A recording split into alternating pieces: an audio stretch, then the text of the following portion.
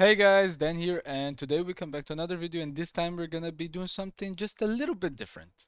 Okay? We're gonna be discussing the legend of Vox Machina that has just gone out on Amazon Prime. And since I'm a really big fan and react to the trailer, I really wanted to be able to react and talk to you guys and also bring some new content to the channel since I said that I want to bring some D&D related stuff. Okay? So, to start, this video will have spoilers for the episodes that have gone out, the episode 1 to 3, and also to the actual Vox Machina game that they have done some years ago, which I'm currently watching. I take a long time, but I have watched enough. I have watched enough to see these arcs that have come up right now, and some of the characters changes and maybe some predictions that I have for the show. So, spoilers ahead. And if you can, please subscribe, leave a comment after the video to tell me what I should react on a previous video or what I should talk about. And also, what do you think about The Legend of Vox Machina? Do you watch it? Or what do you think that were some good and bad changes that the TV series did? So with that, welcome and let's get to it.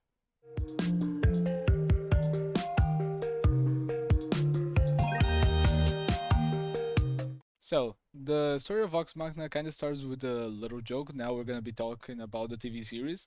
It starts with a little joke of the mightiest heroes chosen to go on the quest, to go on a quest or to do something for the kingdom, which they all ended up dying. All the characters that we have seen it as well on the trailer, we've seen this part, they just die and they ask, okay, so who do we have next? And then we kind of have the introduction that the the kingdom of Ammon is going through some problems. Let me see. Yeah, the kingdom of Ammon has going through some big problems. They need a band of mercenaries, but many of them have already actually been killed. And also, that just leads us to one of the greatest jokes. There's a moment that they talk about one group of mercenaries called the murder hobos and say the murder hobos have been murdered. That was one of the greatest lines that I've seen on the entire episode, the entire first episode, because murder hobos is such a real thing in D&D. We're gonna have eventually a group of players that just want to kill every NPC, get the money, and do whatever they can to just get away with their shenanigans. And it's funny to think that in this segment that they speak of all these groups of mercenaries, bandits, assassins that they hired have actually died. I can very much think that as a table that has gone on the same adventure over and over again, but they always die because they always screw up and they have to make up new characters. They have to make up a new group name, and that's a really funny touch. And I think that Matt doing that is not just a joke, but every D&D game and Dungeon Master have come up to deal with murder hobos before, so that was a great touch. And talking about Matt Mercer, we have seen through many parts of the episode many NPCs that are voice acted by Matt himself since he's the DM, and that's a really cool touch. I cannot go through one more episode without hearing Matt's voice and go, "Hey, that's Matt. Hi, Matt." And that's such a cool thing to hear and see his involvement with so many NPCs, even if most of the NPCs are with a how can I say are with a minor appearances or just there to kind of fill the gap or space of the scene or just to make the world more real for and with an interaction but that's so cool.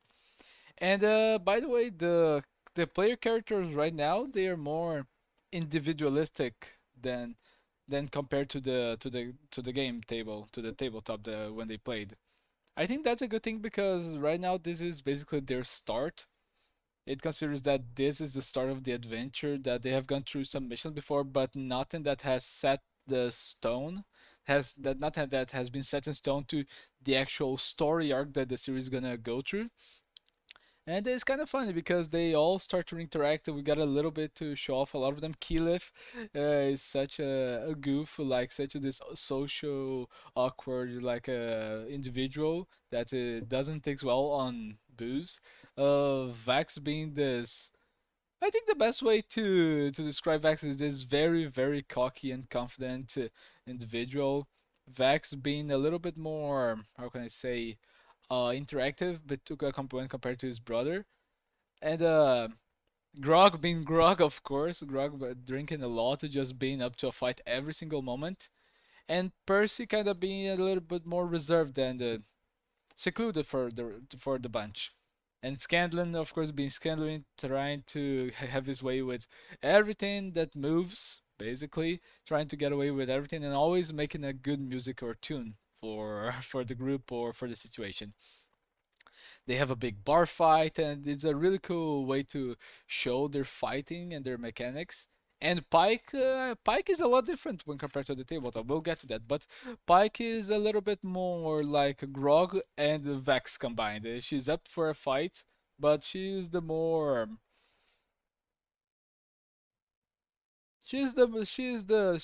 of the heart of the group because she's nice, she's polite, she's good, and she just wants to make things good. And that's a cool thing. She gets a good balance because on the tabletop she has to miss a lot of sessions on the first campaign, now on the Legend of Vox Machina that is, because of her work that she had at the time, that the actress Ashley Johnson had at the time. I hope I'm pronouncing that right. I'm not saying something totally wrong. I hope so. But they have a big fight and they are kicked out of the bar. And after they're kicked out of the bar, they they simply know that they are not welcome in any tavern anymore. Basically, they are out of money and they cannot do any good job to get some good money. So Scanlon eventually finds some work as a mercenary group for a mercenary group, and they take it. They go to the castle of Imon to speak to the consul and to King Uriel. I think that was the name of the kingdom because it gets a lot confusing since I'm on episode 82, I think, on the legend on the Vox Machina live streams of the table. But there are so many NPCs informations that that were in the scene on the next scene where Vox Machina talks to them. Many of them are very easily distinguishable, like Lady Kima. There's also Allura, and others. But seeing these characters actually animated and drawn is kind of weird for the eye, at least for me, because we are so used to just seeing the actors and the Vox Machina table players and Matt Mercer doing this interpretation of them. That's kind of weird to actually see them animated. So it takes a little bit to get adjusted to that, but that's a very good change and a very cool thing to see. Also, the King of Amon, I think he is the same voice actor for Black Samson on Invincible. That's also have gone on Amazon, so that's a really cool thing that I noticed on that. And also, that's a very cool thing to that happened that when they get to the castle, they have to leave the bear trinket outside. That is the bear of Vex'ahlia, the character that is the female half elf. And also, I just thought, oh, it would be so fun that when they left, they would actually be hugging and petting Trinket because Trinket is such a goofball and everyone loves Trinket. It's basically the pet of the group, besides Grog. And that eventually happens later, but we'll get to that. Let's see what else I have. Oh, yeah. Also, one thing that is very important to say is that minor or grand adaptations were made on the TV show to actually make the story possible in a chronological way, but that doesn't affect so much if you only watch the TV show because it will be your first time seeing it. But for most, I think it will not be first time seeing it, and they will realize the differences. Also, there are a lot of changes between the D&D character sheet that the characters have compared to the actual combat and also other mechanics of the TV series. Because for some creatures in D&D, they have like this based health, they have this basic capability of combat, interactions, and such. But in the TV series, they have to adapt that, so the power level feels more natural. The threat is higher. And I think the show does that very well with many of the spells, capabilities of the characters, and the damage that they do and sustain to on the fight. So that's a really good thing that we'll get to. The Vox Machina, they talk to the council of Amon, I believe. Wait, I think I'm tripping now because let me check something real quick. Was Amon the city of Persia or? Oh, no, I'm correct. Amon is the city that they currently take place. I'm very sorry about that. But so they go and talk to the council and the king of Mon, and they are hired to identify this weird threat that has been raiding and killing villages and raiding farms apparently. So they need to discover what it is because many of the mercenaries that we talked previously they haven't returned and they don't know what is that. So their job is to figure out what is happening and to maybe bring news back of what the threat actually is. They go ahead and they travel to the lasting location of this strange beast, and they go by airship with something real cool and very recurrent on the table. But that's a thing that we'll see more in the future, I hope. They find a village, they talk a little bit around, and they discover that is a flying beast that is actually taking taking its attack on the land. They search a little bit more and they eventually discover that is a blue dragon. And something that happened before and happened again this scene is that Vex'ahlia has a strange connection or headache that happens during the council and as well as when this dragon shows up, showing some ability that she has or something that alludes to her past, but that kind of gives a sense that she reacts to the presence of this dragon.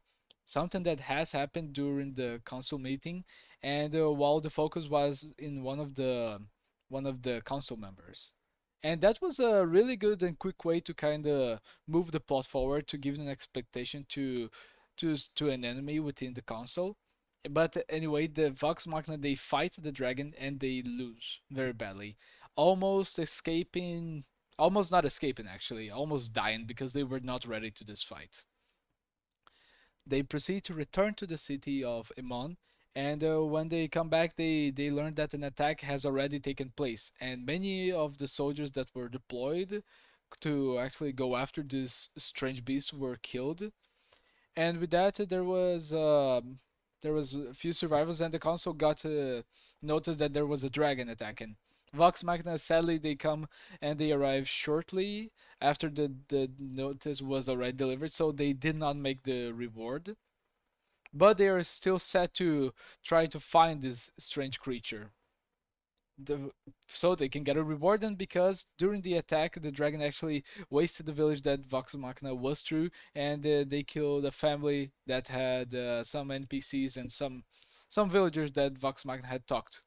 And one of them, a kid that had actually kind of made a little bond with Vax, the half-elf rogue, sadly died in their arms.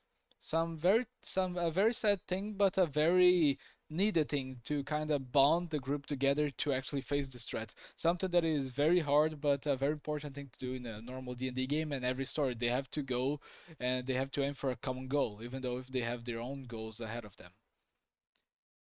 Following that, the group of Vox Machina they start to investigate and they start to investigate one of the council members. I believe that he was a tiefling on the animation. I don't remember his name right now, but he acts very suspicious. And the group kind of devised to go find information and to actually find this figure to follow him because they actually want to investigate him. While they are in town, one of the very cool things that happen right now, we are already on episode 2. The episode 1 finished with the death of the family and after they fought the dragon. And episode 2, let me see what I have in my notes. Oh yeah. While they are there, it's a very cool thing to happen that that there's some foreshadowing for the next episodes. While the council was discussing, they mentioned a name of the Briarwoods that are something that is gonna come upon at the end of the episode and to the next episode, which is a big important part of the series.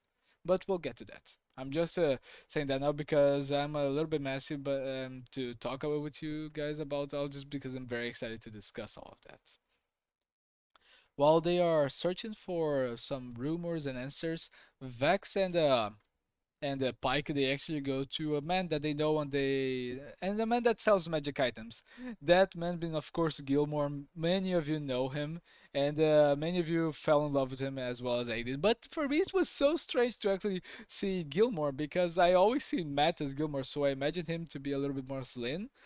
But Gilmore is actually a little bit more heavy, a little bit more around his 40s, I'd say. But the character was fabulous. The interaction between him and Vax is so great. And the environment to all of that gets a lot less PG. I'd say that, but Vox Machina is not a PG show. And Pike being there, she just, can you guys not do that? We're trying to kill a dragon. And even though they don't get any magical item, they get some advice that will come in handy in the future. But I just say I love Gilmore. I love the Gilmore Glory's good store, and that's such a cool way to introduce the character and their relationship to the group. Such an important and fine character to just establish his dominance over a scene in with such a short time. The episodes are 25 to 28 minutes long, but he stole the scene on that episode. He just stole that scene. And after that, Scanlan and Grog, they are actually on the street. They interact a little bit, and that's such a big part of the start of Vox Machina in the tabletop. But the interaction between Scandal and Grog, which are two of the best characters so far on the show, there is just so genuine about the small and quickly to and quick small schemy guy with the big lovable giant is just such a cool thing to see. They eventually find the council member that they are after, and they follow him to a residence. They follow him, and they after that they call the rest of the group to get some aid to do that, to investigate. But a very cool interaction that we have also seen in a preview of the show is that Walls can say, you guard this door, I'm gonna go get the others. Grug just goes and, can you bring me something to eat? Do I have to? Please. That's such a true and genuine interaction between their characters. Because Grog, I love Grog, I love Scanlan. That gimmick is just so good. I hope we get to see more of Scanlan and Grog interactions in the future. That was great. And also the next scene just had the biggest enemy of them all to Vox Machina, a door. It's not possible to think how they actually managed to open in such a fast way, but doors are the worst enemy to Vox Machina. I think that in the show they took about 20 minutes to open a door when the meme started to happen, but that was such a cool thing to see. Let's see. After that, they invade per se the residence that the NPC got in. But strangely enough, it's so that the residence is not from the NPC that they're following, but they are for the general of Iman, I believe, the general that commands the forces and that was present during the attack of the dragon. Before they attacked the dragon, have that in mind. As they get inside, they discover a secret hatch that goes into the basement, and they find the NPC there. They confront him, said, "Ha! We knew it. It was you." And after they have this confrontation, the NPC goes, "No, wait, you don't understand. I." But before he can say anything, he's killed by the real villain, the actual the actual NPC that was the villain was still a council member, but was not the one that they were thinking of. Let me see if I have the name. Oh damn! I didn't got the name down, but it's just been such a long time that I remember of this NPC, and I don't remember his name right now. I'm very sorry about that. But they confront him. They try to follow him, and eventually he disappears into a room where when Voxmark gets in, it's a very decorated room with many adorns and books and magic items that are related to dragons. One thing that to have in mind is that the carpet has the symbol of Tiamat. Many of you know who Tiamat is, but Tiamat is the goddess of the chromatic dragons. And that is just such a cool detail to have all around. Not for the characters to discover, but us, the viewers, to actually see all of that and know what is coming, and know that the series knows what we are expecting, but they just take their time to fill the entire environment with all of the details that would make the scene look real. Vox Machina eventually discovers a secret portal passage and they get into it, being transported to a massive place that has hordes of treasures. They soon find out that that is the dragon's lair, and surprise, surprise, the council member reveal themselves to be the dragon, and that is, I have to say, that is a big expectation plot twist. You know, that's to kill the expectation, to surprise the first time viewers, because that might actually be just the charm that the show is going for, to actually give us something that we are already expecting and kind of give it a twist in the end, but a good twist, not the type of twist that we can see from a mile away, to understand that this is gonna happen. Like, this guy seems evil, he's acting weird. Of course, it's him. But they have something else to happen, and it's a good win. And I think the show recognize they recognize it's doing that. It's not trying to do it like it's the first or the most magnificent thing they will see, but just as a minor detail that will add to the plot. And that's a very good thing that the show is doing so far. Not trying to hide anything, but still keeping our attention to the screen and being able to surprise ourselves with bigger details. Let's see what else. What else? Oh yeah. After that, they also, before the combat with the dragon, well, after it's revealed the dragon, before that, they come upon a strange stone with many circlish type crystals, you would say, or ember-like circles. And when that happened, an eye shows up, and the eye, it looks directly at Dennis's intruders before the rock itself and the crystals shatter, and the whole battle and the reveal of the dragon commence. That is a very big. That's a very, very, very, very big foreshadowing for the Cinder King, and also the. I think it was the Chroma Conclave. Most of the you guys that didn't watch the games don't know about what that is yet, but of course you guys knew that there will be spoilers for the table and for the series and my predictions. So yeah, you guys are up for a ride. That was such a really cool thing to see, and again, they are not trying to hide it. They are just making a minor detail so it can become a bigger thing later. So that's really cool. And the battle itself, this is the second battle that they have with the dragon. It just it just goes in such a long way, you know.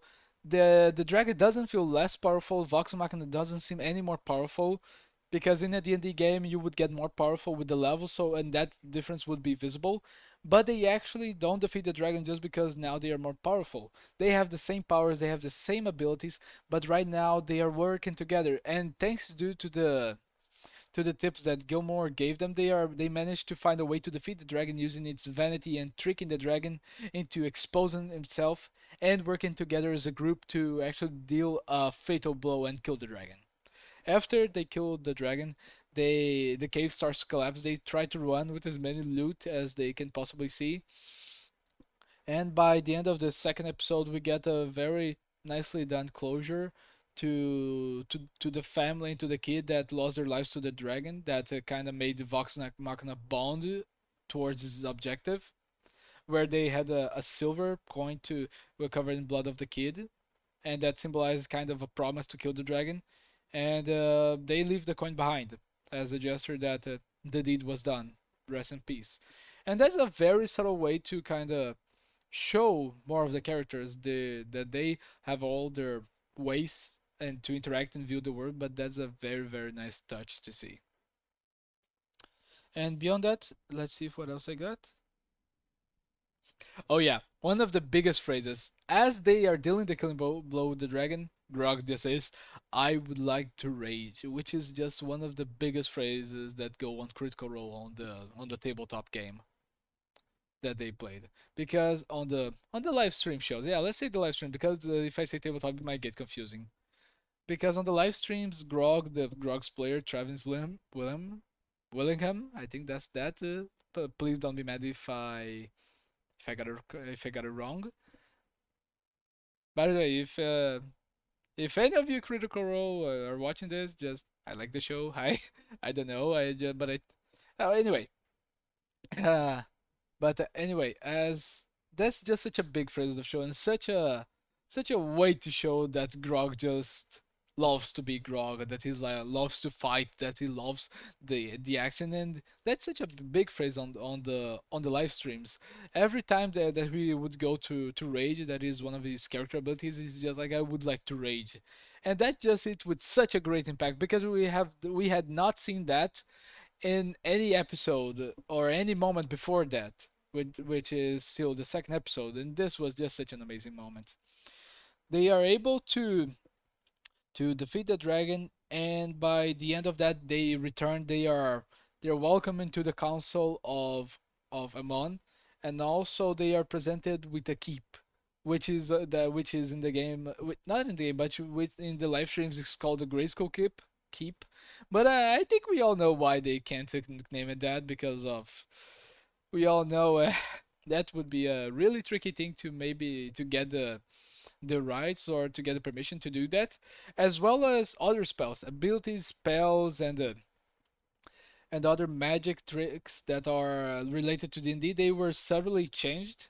Like in the show, in the live streams, there's a spell called Bigby's Hand, which Scanly uses it, and while he uses it, he usually screams Bigby's Hand. But in the show, when he used it, he screams Scandalous Hand.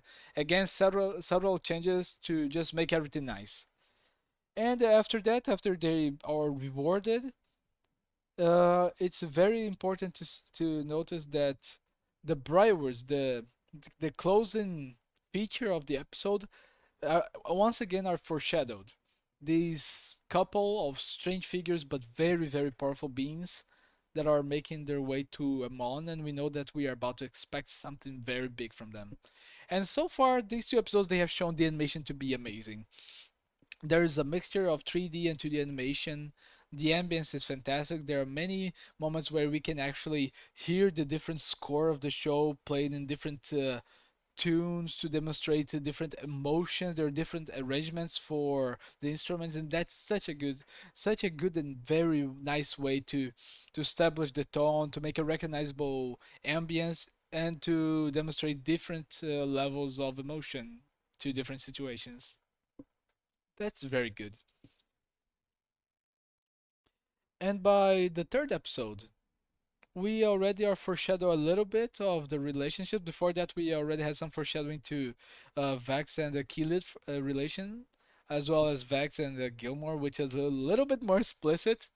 But we also get some foreshadowing to Pike and Scanlan's relationship, which comes again in this episode, as well as Vax and and Vax and Keelit, and in this episode, some foreshadowing for Percy and Vax.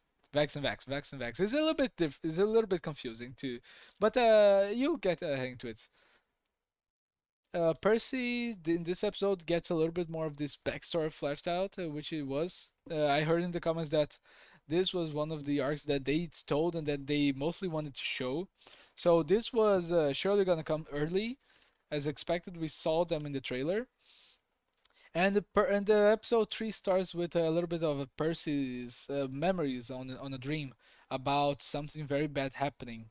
And as he wakes up, he goes out of the room. He starts walking, and Vex, the female archer half elf, starts to speak with them, foreshadowing a little bit of what's going to be of his relations because she cares about him, and she's the first one and the main character on this episode to notice that something is going on with him and to actually respond to that, to actually be worried about it.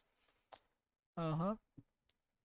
Yeah, that's a really nice subtle way again to put a seed there and just to let it develop naturally across the show, not to make a big moment later because the episodes kind of have to go in a quick pace, but they have a lot to show. Is a lot of hours that they had to compress into these 30 minutes videos and episodes. So props to them. That was very well made.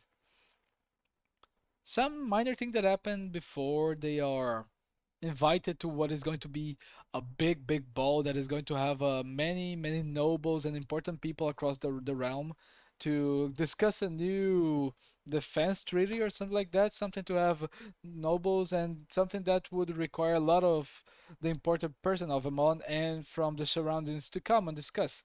And of course, Vox Machina being protectors of Amon and members of the council, they would have to be invited.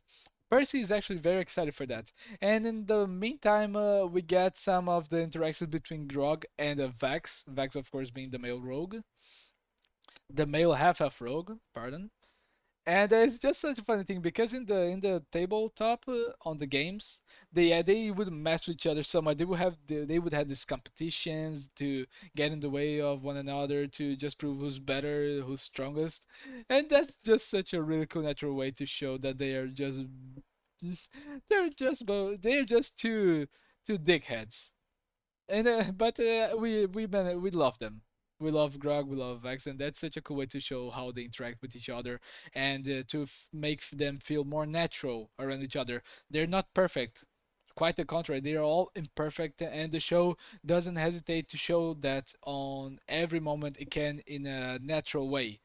They have fears, they are imperfect, they have doubts on each other, they have their own objectives, and that's a very cool thing that the show does. Beyond that, also we got some Scanlan and Pike relationship foreshadowing because basically everyone in the group except Trinket and Grog they have interactions between the group. They are having interaction foreshadowings of their relationships and how they're going to develop. But beyond that, they all get ready to this ball, to this event. They all get fine clothes, and Percy actually starts to kind of being a little bit bossy. He starts to command everyone around him. He starts to want to make a good impression, just to be around noble people, to have what can I say, to have a high a high quality event, a high standard event. I am not being able to find the correct word, but I think you guys know what I'm saying. And that just makes him very excited to be there. And one of my favorite things about this episode, while they are actually get inside and there is a moment where they have to deliver their guns, the NPC that is taking their guns, their weapons, which are a lot of them, enough to fill the entire table, that's just Mad Mercer, straight up Mad Mercer. It has the same face, the same haircut that he usually has, except for the pointy ears because I think he's in half elf.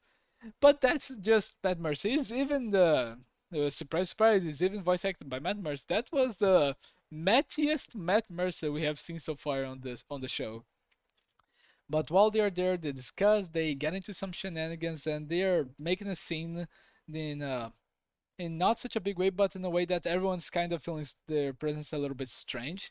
And even Scanlan, he's kind of in a non-flurry way, kind of making messing with the noble, and that's gonna come later in the episode. But that's such a really cool thing to show and make a humor out of everything. But eventually, the Briarwoods they arrive, and Percy reacts to that. The Briarwoods being the couple that we saw in episode 2, killing bandits on the road, showing that they are creatures or beings of immense power, and that just messes with Percy so much. We know that they have story. We know that the Briarwoods are not good people and that they have done something terrible. Percy reveals that they were the ones that killed his family, and across a few minutes of the episode is just the group trying to get a hold of Percy and Percy trying to hold his feelings. But eventually, Percy, I believe, in a subtle way, it's shown that Percy is recognized. They try to interact with Percy, but also the show shows nice. The show reveals the Brightwoods to be creatures that have some magical abilities. They managed to kind of hold the King of Iman into a subtle spell or persuasion. It's not directly shown said in the show, but we all know what is that. Even though because it's exchanged between the glow of the eyes, the first from the Briarwoods, then to the King, which then he starts to act weird. And while the main group is at this dinner table, they're talking to the Briarwoods, trying to get a hold of the situation, trying to figure out what to do. Vex, the male half of Rogue, he goes into the rooms to try to find them things, and he eventually finds some very important things. He finds what appears to be a secret compartment in a chest which holds papers, inscriptions, a book, some skulls and animal bones, and he starts to investigate that.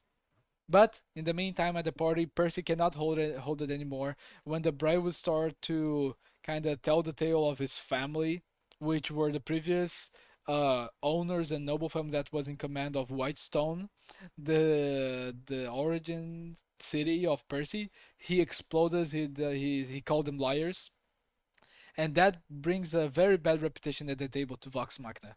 The Briarwoods they exit, and while they do so, they eventually caught Vex on the room and they put him under their control. And then it's shown that they are vampires. I think now it's the biggest reveal in the moment that it's a confirmation because they bite Vex's neck and leave him very, very debilitated. One thing to add about the scene that Vex sneaking about and getting inside is a little magic item that he has that is a snake that is a belt that can transform into a snake, or it's a snake that serves as a belt. And that's such a cool and small detail because that's one of the most cool magic items that he has. That's a thing that happens a lot. Their weapons, magical abilities, and weapons they are foreshadowed in the fights. For example, Vaxi has a belt that kind of when he throws a dagger, it teleports the dagger back to its belt, and that happens into one of the fight scenes previously. But moving on. While this is all happening, they had all agreed into using a catchphrase or or a secret phrase to say when something is going very badly, and they kind of agree on the word Jenga, which is a very big phrase on the games to symbolize that something has gone terribly wrong.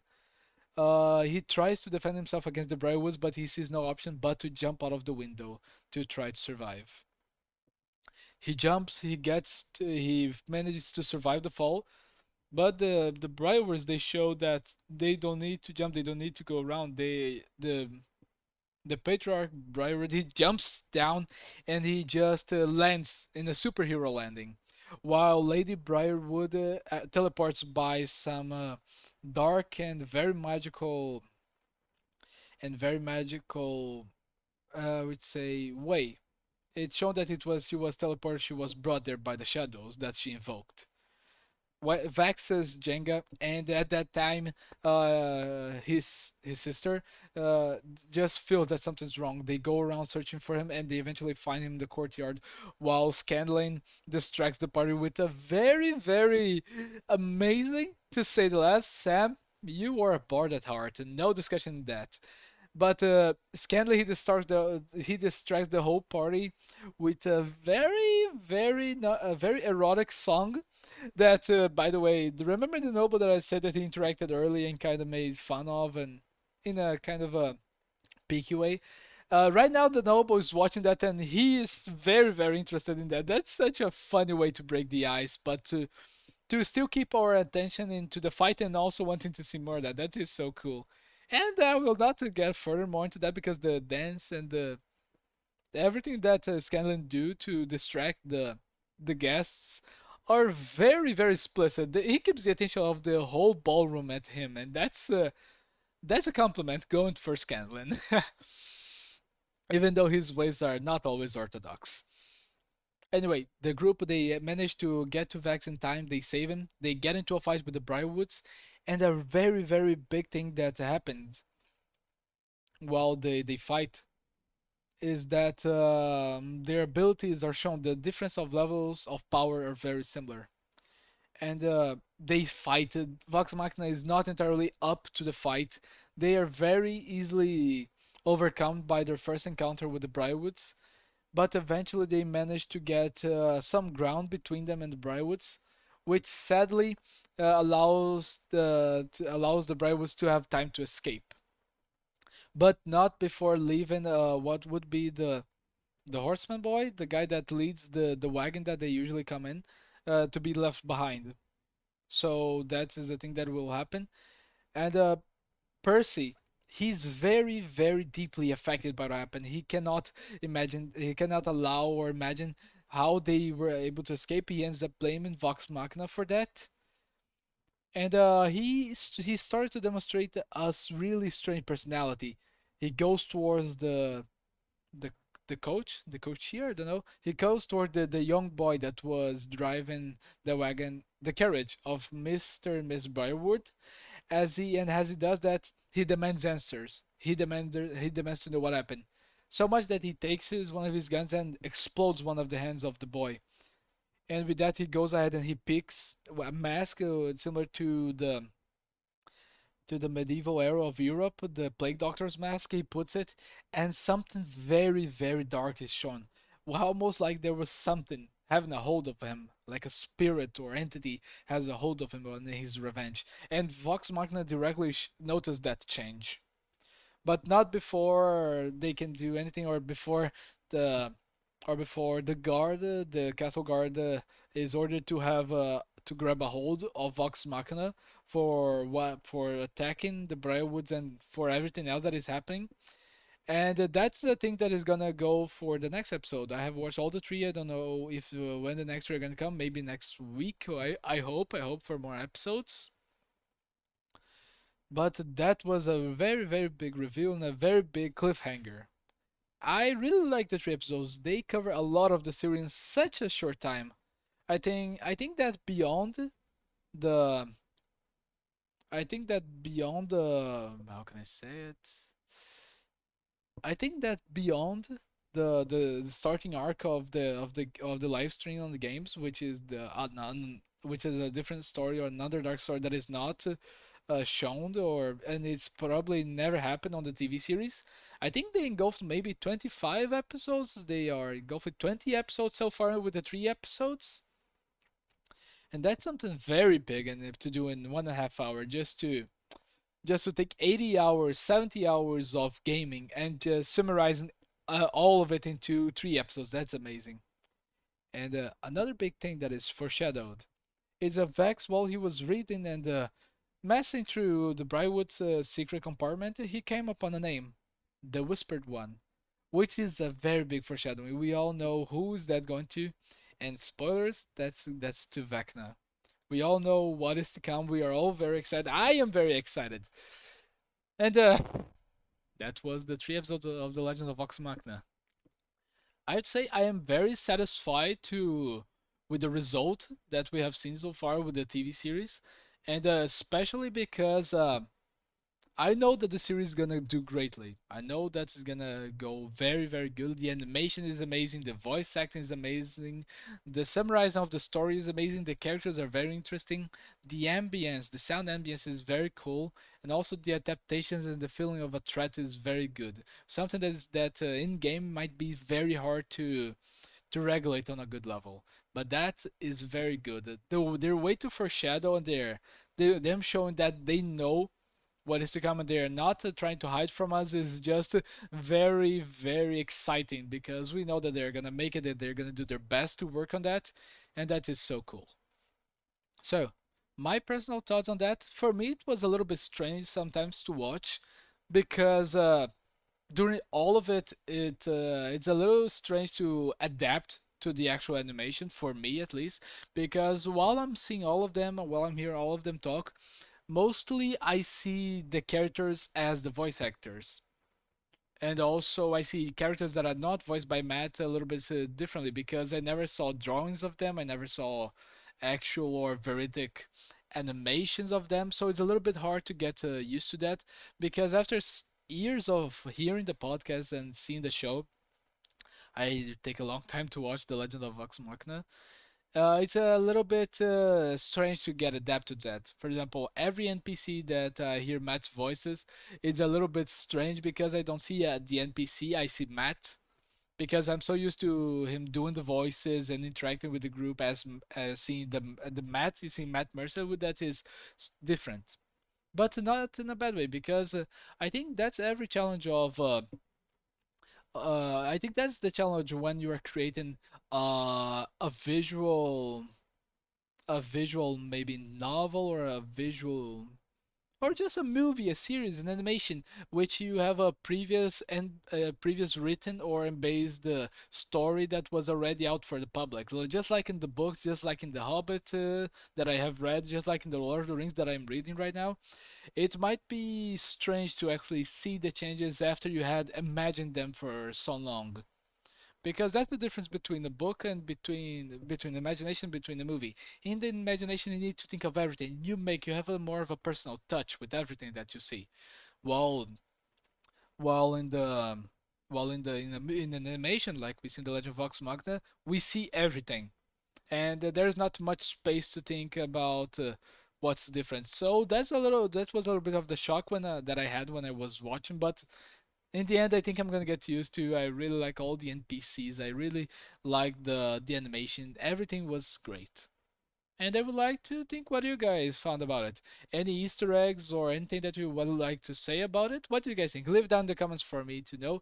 Maybe if you guys like, leave a like to show me that you guys like this type of video. It's a really type of messy video, but it's just me venting and venting about everything that I have seen because I liked so much The Legend of Vox Machina, the game and the TV series now, the animation. That I just want to talk with people about it. I cannot wait for people that I know to watch so I can talk with them for like half an hour and discuss everything that we have seen because that was so well done and that was such a big fan service in a big way to be able to see all of that. And I think that's just a very well deserved reward for all the creators and everyone that have donated to the project to make the series possible. So yeah, you guys are amazing. Thank you for making that possible for Critical Role and also everyone else that will be introduced to the beautiful world of Matt Mercer, and also me to be able to see a series like that. Thank you so much to you guys. So guys, be sure to leave a like, subscribe, ring the bell to never miss a video again. Leave a suggestion in the comments and maybe something funny that you have to say about your day. And I hope you guys have a very big day. Thank you so much for 600 subscribers. Have a very nice day and an even better New Year. That now we have the Legend of Vox Machina, so it's starting to get better. Bye.